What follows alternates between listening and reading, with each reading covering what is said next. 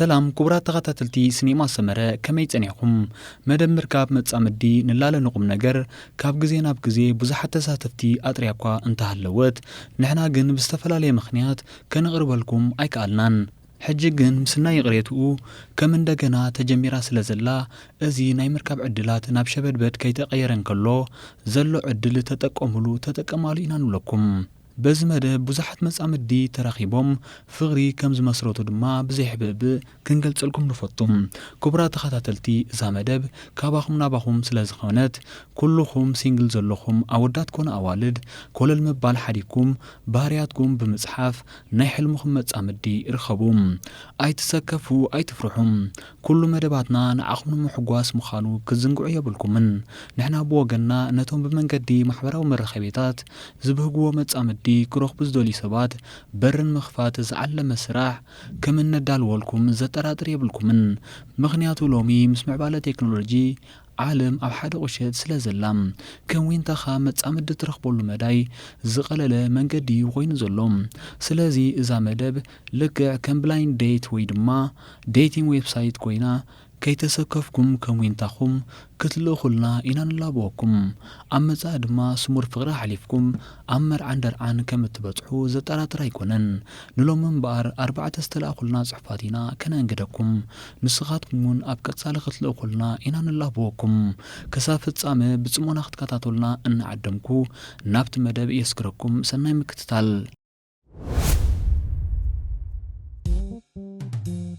Cinema Samare, Samare, Kapizi Rapizi, Haydna Rednebe, Filtet Hagos the Star, Sahab Sinit Rufta, Nafsed Nahar, Cinema Samare, Ab Cinema Samare, Katrum Zinake, Drama, Comedy Drama, Lala Wazata, Sport Film.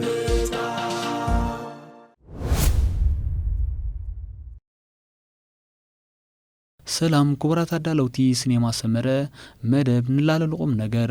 ወዲ 31 ዓመት መንእሰይ ኮይነ መልክዐይ ከደራይ ቁመተይ 171 ጠባየይ ማእኸላይ ኮይኑ ሃይማኖተይ ድማ ኦርቶዶክስ ተዋህዶ እዩ ዝነብረሉ ቦታ ኣብ ጀርመን እዩ ጽቡቕ ስራሕ ከኣለኒ ካብ ዝኾነ ዓይነት ወልፊ ነጻየ ንቡር ኣይፈተንኩን ኣነ ዝደልያ ዘለኹ ጓል ዕድሚኣ ካብ 25 ክሳብ 29 ኮይኑ መልክዓ ብዘይገድስ ኤርትራዊ ጥራይ ትኹን ሃይማኖታ ግን ኦርቶዶክስ ክኾን ኣለዎ ወላ ሓደ ዝወለደት ትኹን እውን ጸገም የብሉን እትቕመጠሉ ስፍራ ኣብ ጀርመን እንተኾነ ተመራጺ እዩ እንተዘይኮይኑ ግን ኣብ ኤውሮጳ ምዚ ናተይ ሓሳባት እትሰማማዕ ጓል እንተሃልያ በዚ ናተይ ፌስቡክ ኣድራሻ ትርከበኒ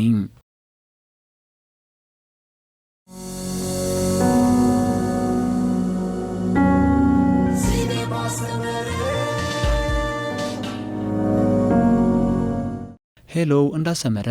መጀመርታ ዕዙ ሰላምታ ይብጻሕኩም እናበልኩ ኣብ ስራሕኩም ዓወትና ሳልጦን ይምነየልኩም ቀጺለ ናይ ብርዕ ስመይ ሴም ይበሃል ዝነብረሉ ዓዲ ኸኣ ካናዳ እዩ ቁመተይ 172 ኮይኑ ዕድመይ ወዲ 30 ዓመት መንእሰየ ዜግነተይ ኤርትራዊ መልክዐይ ከደራይ ሃይማኖተይ ከዓ ኦርቶዶክስ ተዋህዶ እዩ ስደልያ ዘለኹ ጓል ኤርትራዊት ወይ ትግራዊት ኮይና ኣብ ዝኾነ ቦታ ተሃሉ ብዘይገድስ ጥራይ ንሓዳድሉት ትኹን ቁመታ መልክዓ ሕብራውን ኣየገድሰንን እዩ ዕድሚያ ካብ 25 ክሳብ 30 ክኸውን ኣለዎ ምዝ ሓሳባተይ ተሰማማዕ ጓል እንተሃልያ በዛ ኣድራሻ ትርከበኒ ጆንሚ 1989@gmail.com እንዳሰመረ ከዓ ንእትገብሩለይ ዘለኹም ምትሕብባር የመስግን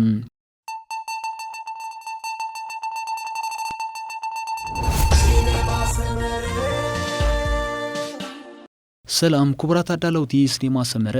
ሰላም ንዓኹም ይኹን ሓደ ካብ ተኸታታሊ መደብኩም ጽቡቕ መደባት እዩ ዘለኩም ክትቅጽልዎ ድማየ ዝላብወኩም ናይ ብርዕ ስመይ ደላይ ሓዳር በሉኒ ብርግጽ ኣብዚ ግዜ እዚ ንሳ ጥራያ ተሪፋት እንዘላ ብመንገድኹም ክሰልጠኒ ኸኣ በዓል ሙሉእ ተስፋየ ዕድመይ 30ታት ወዲኤ ሓደ ኢለ ዝጅምር ዘለኹ እየ መልክዐይ ቸኮሌት ሕብሪ ዝውንን ቁመተይ ከዓ ማእኸላየ ዝደልያ ዘለኹ ጓል ሃይማኖታት ጥራይ ኦርቶዶክስ ይኹን እምበር ካልእ ብዘየገድስ ምርድዳእን ምክብባርን ተኣምን ሓቀኛ ድሌት ዘለዋ ክትከውን ኣለዋ ዕድሚያ ካብ 20 ክሳብ 27 ትነብረሉ ቦታ ኣብ ኤውሮፓ ተኾነ ጽቡቕ ተዘይኮነ ኣብ ዝሃለወትሃሉ ጥራይ ሓቀኛን ግዜ ዘይተባኸንን ክትከውን ኣለዋ ንፋሲጋ ከም ፍቓድ ኣምላኽ እንተኾይኑ በቲ ክቡር ባህልና ንኹሉ ክንውድእ ብወገነይ ድልውየ ዘለኹም ምዝ ሓሳባተይ ትሰማማዕ ጓል እንተሃልያ በዚ ቁፅር ቴሌፎን ክትረኽበኒ ትኽእል እያ 0031 68 58 12 32 ሚስኮል ብምግባር ወይ ብምድዋል ክትረኽበኒ ትኽእል እያ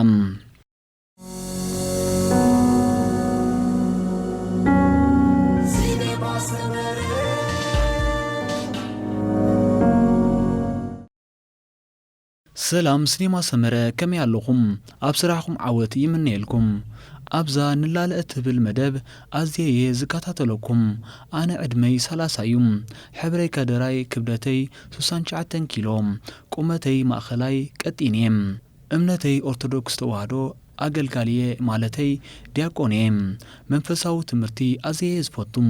ዝነብረሉ ቦታ ኣብ ጀርመኒ ኣብታ ሃገር 7 ዓመት ገይረለኹም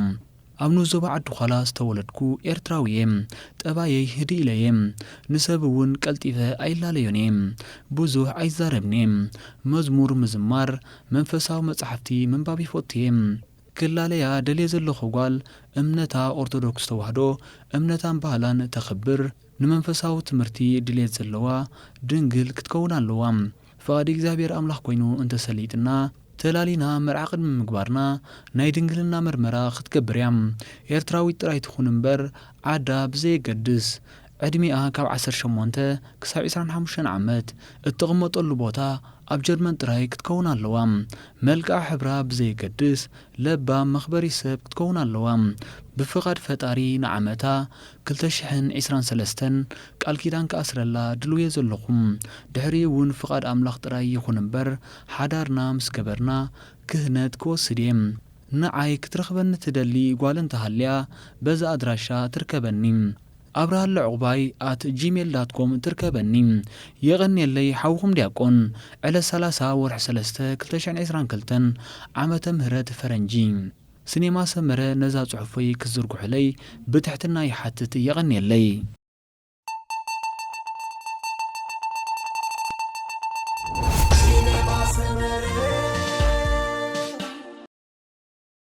እምበኣርከስ ዝኸበርኩም ተኸታተልትና ኣብዚ መደብ ክሳተፉ እንተዳደሊኹም ብውሽጢ መስመር ወይ ኣብ ኮመንት ክትጽሕፉልና ትኽእሉ ኢኹም እዚ መደብ ካባኹም ንዓኹም ስለ ዝኾነ ብቐጻሊ ተሳትፎኹም ከይፍለየና ኢና ንላብወኩም ንሎሚ ዝበልናዮ ትሕዝቶ እዚ ሰምዓኹም ወይ ነይሩ በዚ መደብ ዓቂብኩም ክትኮኑ እናተመነና ኣብ ቀጻሊ ብኻልእን ሓድሽን ትሕዝቶ ክሳብ ንመጸኩም ጸጽብቑ ንምንየልኩም ክቡራት ተኸታተልትና ሱታፊኹም ኣብ መደብና ዕዙዝ ስለ ዝኾነ ርእይቶ መእረምታን ነቐፌታን ኣብ ምሃብ ኣይትሕመቑም ከምኡውን ክቐርብ ኣለዎ እትብልዎ መደባት ጀባ ክንብለኩም ወትሩ ቁርባት ኢና ኩሉቲ ዝቕጽል መደባትና ኣብ ሰዓቱ መታን ክበጽሓኩምካ ሳብስክራይብን ሼር ንባል እጃምኩም እሞ ኣይትረስዑ እናበልና ብምክትታልኩም ኣዚና ኢና ነመስግን ኣብ ቀጻሊ